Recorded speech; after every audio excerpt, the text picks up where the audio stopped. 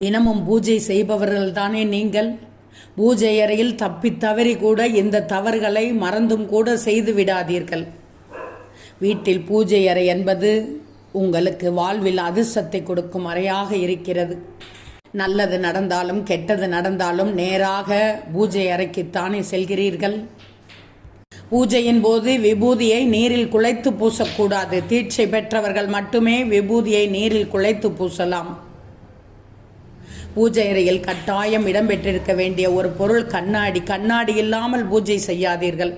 பூஜை அறையை எப்போதும் பளிச்சென்று வெளிச்சமாக வைத்திருக்க வேண்டும். பூஜை அறையாக இல்லாமல் சாண்டில் வைத்திருந்தால் கூட இருள் சூழ்ந்த நிலையில் ஒருபோதும் இருந்துவிடக்கூடாது. தெய்வ படங்களை வடக்கு பார்த்தால் சாபம் உண்டாகும். விரத தினத்தில் தாம்பூலம் தரித்தல், பகல் உறக்கம், சண்டையிடுதல் கூடாது. வாழைப்பழத்தில் பத்தியை